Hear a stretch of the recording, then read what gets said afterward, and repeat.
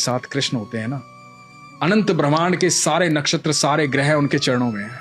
ये नक्षत्र खराब है, ये ग्रह खराब है। तो ये वाक्य जो मैं बता रहा हूँ ना, ये ध्यान से सुनिए।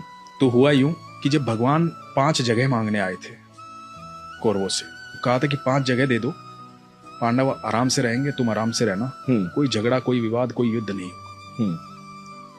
तो शकुनी ने दुर्योधन को कहा कि सुयोधन, इसे बंदी बना लो, ये उनका फेवर लेके आया। दुर्योधन ने ऐलान कर दिया कि बंदी बना लो। अब ठाकुर जी को कौन बंदी बना सकता है? तो पहली बार ठाकुर जी ने अपने जीवन काल में पहली बार वो ऊर्जा दिखाई थी, वो लाइट दिखाई थी कि मैं हूं को। अब उसके बाद कृष्ण वहां से चले गए कह करके कि अब युद्ध होगा। और धृतराष्ट्र ने राज ज्योतिषी को बुलाया ये जानने के लिए कि क्या होना चाहिए, क्योंकि उन दिनों एस्ट्रोलॉजी बिल्कुल, और आप सोचिए उस समय कितने प्रखंड पंडित होते होंगे, प्रखंड बहुत, मतलब बहुत ग्रह नक्षत्रों की दशाएं कैसे बता देते होंगे। बिल्कुल बिल्कुल। तो राज ज्योतिषी को बुलाया, राज ज्योतिषी से पूछा कि क्या करना चाहिए बताओ।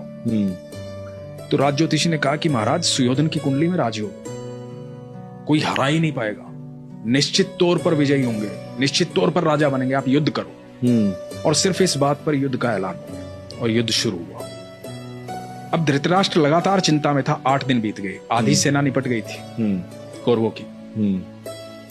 अब ये दिखाई दे रहा था साफ साफ कि कौरव हार जाएंगे, पांडव जीतेंगे। तो फिर से बुलाया गया राज ज्योतिषी को। धृतराष्ट्र बैठे हुए हैं, महात्मा विदुर बैठे हुए हैं, और राज ज्योतिषी को पूछा गया कि भाई ये क्या हो रहा है?